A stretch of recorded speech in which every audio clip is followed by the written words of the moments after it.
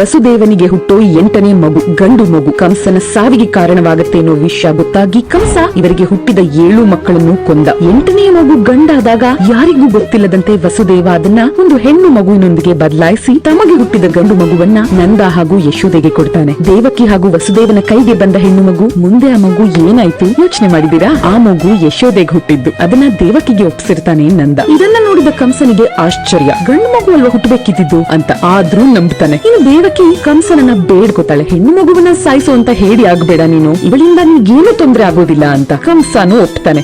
ಒಬ್ಬ ಹೆಣ್ಣು ತನ್ನನ್ನ ಏನ್ ಮಾಡಬಲ್ಲಳು ಅಂತ. ಇವರ ಮಗನನ್ನ ಅಲ್ಲಿ ಯಶೋದೆ ಹಾಗೂ ನಂದ ಬೆಳೆಸ್ತಾ ಇದ್ರೆ ಅವರ ಮಗಳನ್ನ ದೇವಕಿ ಹಾಗೂ ವಸುದೇವ ಬೆಳೆಸ್ತಾರೆ. ಆಕೆಯ ಹೆಸರು ಏಕನಂಶ. ಕೃಷ್ಣ ಹಾಗೂ ರುಕ್ಮಿಣಿಯ ವಿವಾಹವಾದ ನಂತರ ಒಮ್ಮೆ ದೂರ್ವಾಸ ಮುನಿಗಳು ದ್ವಾರಕೆಗೆ ಬರ್ತಾರೆ. ಆಗ ಅವರನ್ನ ದ್ವಾರಕೆಗೆ ಸ್ವಾಗತಿಸ್ತಾ ವಸುದೇವನ ಮಗಳಾದ ಏಕನಂಶಳನ್ನ ದೂರ್ವಾಸ ಮುನಿಗಳಿಗೆ ಕೊಟ್ಟು ಮದುವೆ ಮಾಡ್ತಾರೆ.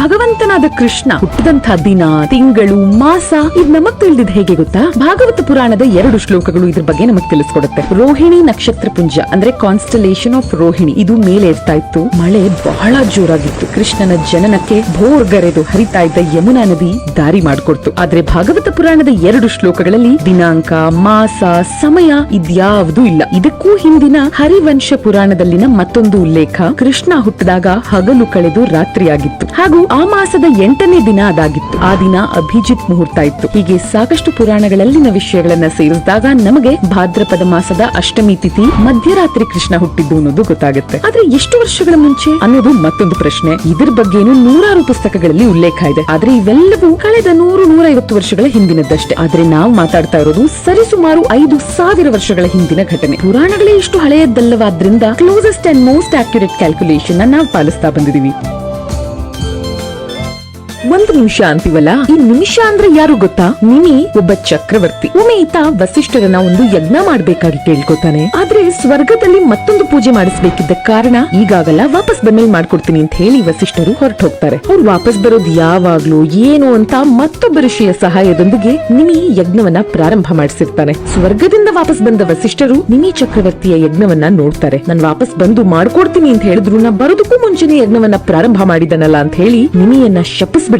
ನೀನ್ ಸತ್ತು ಹೋಗು ಅಂತ. ನಿಮಿ ಕೂಡ ಯಜ್ಞ ಮಾಡಿ ಸಾಕಷ್ಟು ಶಕ್ತಿ ಗಳಿಸಿದ್ರಿಂದ ಆತ ಕೂಡ ವಸಿಷ್ಠರನ್ನ ಶಪಿಸ್ತಾನೆ, ನೀವು ಸತ್ತು ಹೋಗಿ ಅಂತ. ಇಬ್ಬರಿಗೂ ಸಾವಿನ ಶಾಪ. ಆದ್ರೆ ನಿಮಿಯ ಯಜ್ಞ ಇನ್ನು ಮುಗ್ದಿರ್ಲಿಲ್ವಲ್ಲ, ಹಾಗಾಗಿ ಇವನ ದೇಹವನ್ನ ಋಷಿಗಳು ಸಂರಕ್ಷಿಸ್ತಾರೆ. ಇನ್ನು ಇಂದ್ರನನ್ನ ಕೂಡ ಕೇಳ್ಕೊತಾರೆ, ನಿಮಿಯ ಆತ್ಮ ಮತ್ತೆ ಈ ದೇಹಕ್ಕೆ ಬರ್ಲಿ ಅಂತ. ಇಂದ್ರನ ಬಲವಂತಕ್ಕೆ ನಿಮಿ ಹೇಳ್ತಾನೆ, ನಾನು ಈ ಭೂಲೋಕಕ್ಕೆ ವಾಪಸ್ ಬರೋದಕ್ಕೆ ಇಷ್ಟಪಡೋದಿಲ್ಲ, ಆದ್ರೆ ಜೀವ ಶಕ್ತಿಯಾಗಿ ನಾನು ಮನುಷ್ಯರ ಕಣ್ಣುಗಳಲ್ಲಿ ವಾಸಿಸ್ತೀನಿ ಅಂತ. ನಿಮಿ ಚಕ್ರವರ್ತಿಯಿಂದ ನಿಮಿಷಕ್ಕೆ ಈ ಹೆಸರು ಬಂದಿದ್ದು.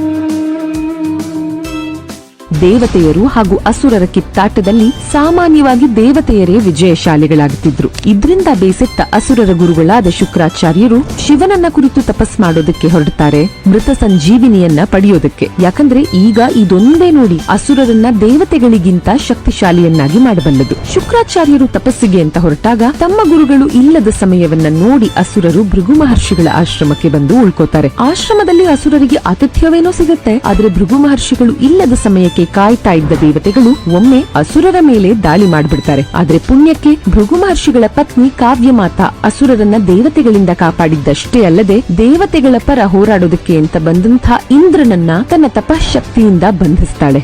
ಇದನ್ನ ಕಂಡಂಥ ದೇವತೆಗಳು ವಿಷ್ಣುವಿನ ಬಳಿ ಹೋಗ್ತಾರೆ, ಇಂದ್ರನ ಬಿಡುಗಡೆಗೆ ಸಹಾಯ ಮಾಡಿ ಅಂತ ಕೇಳ್ತಾರೆ. ವಿಷ್ಣು ತನ್ನ ಸುದರ್ಶನ ಚಕ್ರವನ್ನ ಕಾವ್ಯಮಾತಾ ಮೇಲೆ ಪ್ರಯೋಗ ಮಾಡಿ ಅವಳ ಶಿರಚ್ಛೇದನವನ್ನ ಮಾಡ್ತಾನೆ, ಇಂದ್ರನನ್ನ ಅವಳಿಂದ ಮುಕ್ತಗೊಳಿಸೋದಕ್ಕೆ. ಆಶ್ರಮಕ್ಕೆ ವಾಪಸ್ಸಾದಂತಹ ಭೃಗು ಮಹರ್ಷಿಗಳು ತಮ್ಮ ಪತ್ನಿಯ ಸ್ಥಿತಿಯನ್ನ ನೋಡಿ ಇದಕ್ಕೆ ಕಾರಣಕರ್ತನಾದ ವಿಷ್ಣುವನ್ನ ಶಪಿಸ್ತಾರೆ. ಹುಟ್ಟು ಹಾಗೂ ಸಾವಿನ ಸಂಕೋಲೆಯಲ್ಲಿ ಸಿಲುಕಿ ನೀನು ಭೂಮಿ ಮೇಲೆ ಪದೇ ಪದೇ ಅವತಾರಗಳನ್ನ ಎತ್ತೋ ಹಾಗಾಗ್ಲಿ ಅಂತ. ಮತ್ತೊಂದೆಡೆ ತಮ್ಮ ಕಮಂಡಲದ ತೀರ್ಥವನ್ನ ಪತ್ನಿಯ ಮೇಲೆ ಚಿಮುಕಿಸಿ ಕಾವ್ಯಮಾತಾಗೆ ಪುನಃ ಜೀವ ಬರೋ ಹಾಗೆ ಮಾಡ್ತಾರೆ.